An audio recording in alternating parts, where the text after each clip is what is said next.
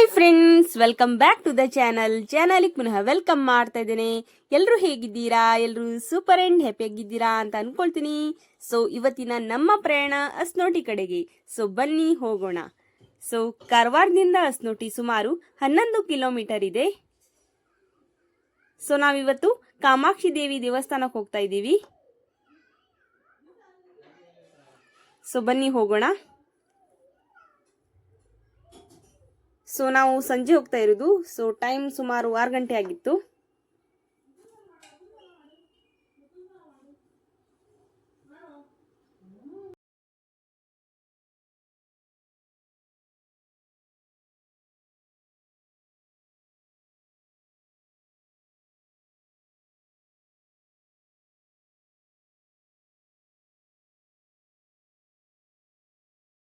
So Kamakshi ಪದದ ಅರ್ಥ ಹೀಗಿದೆ. ಕಾ ಅಂದ್ರೆ ಸರಸ್ವತಿ, ಮಾ ಅಂದ್ರೆ ಮಹಾಲಕ್ಷ್ಮಿ, ಅಕ್ಷಿ ಅಂದ್ರೆ ಕಣ್ಣು. ಆದ್ದರಿಂದ ಕಾಮಾಕ್ಷಿ ದೇವಿಯು ಸರಸ್ವತಿ ಹಾಗೂ ಮಹಾಲಕ್ಷ್ಮಿಯರನ್ನ ತನ್ನ 2 ಕಣ್ಣುಗಳಾಗಿ ಹೊಂದಿದ್ದಾಳೆ ಎಂದು ಹೇಳಲಾಗುತ್ತೆ. ಸೊ ನಮಗೆ ದೇವಿಯ ದರ್ಶನ ಕೂಡ ತುಂಬಾ ಚೆನ್ನಾಗಾಯ್ತು. ಸೊ ನಾವು ಹೋಗ್ಬೇಕಾದ್ರೆ ಕೀರ್ತನೆ ಕೂಡ ನಡೀತಾ ಇತ್ತು. ಸೊ ಇಲ್ಲಿ ಈ ದೇವಸ್ಥಾನದಲ್ಲಿ ಅಮಾವಾಸ್ಯೆ ದಿನ ವಿಶೇಷ ಪೂಜೆ ನಡೆಯುತ್ತೆ. ಸೊ 1:30 ಸುಮಾರು. ಹಾಗೆ ಅನ್ನ ಸಂದರ್ಪಣೆ ಕೂಡ ಇರುತ್ತೆ.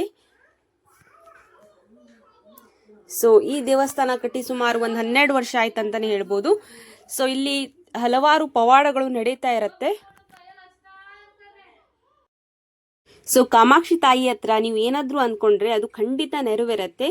ಸೊ 5 ಅಮಾವಾಸ್ಯೆ ಆಗಿರೋ ಸೊ ದೇವಿಯ ದರ್ಶನ ಮಾಡ್ಲಿಕ್ಕೆ ಬರ್ತೀನಿ ಅಂತ ಅನ್ಕೊಂಡ್ರೆ ಸೊ 5, 7, 11, 21 ಹೀಗೆ ನೀವು ಎಷ್ಟು ಅಮಾವಾಸ್ಯೆ ಹೇಳ್ಕೊಡ್ತೀರಾ ದೇವರ ದರ್ಶನ ಮಾಡ್ಲಿಕ್ಕೆ ಬರ್ತೀನಿ ಅಂತ. ಸೊ ಅಷ್ಟರೊಳಗೆ ನಿಮ್ಮ ಮನೋಕಾಮನೆಗಳು ನೆರವೇರುತ್ತೆ ಅಂತ ಅಲ್ಲಿನ ಭಕ್ತಾದಿಗಳು ಹೇಳ್ತಾರೆ.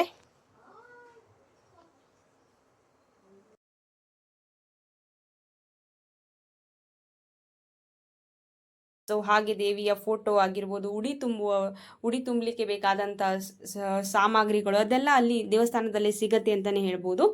ಹಾಗೆ ಪಾರ್ಕಿಂಗ್ ವ್ಯವಸ್ಥೆ ಕೂಡ ತುಂಬಾ ಚೆನ್ನಾಗಿದೆ ಅಂತಾನೆ ಹೇಳ್ಬೋದು.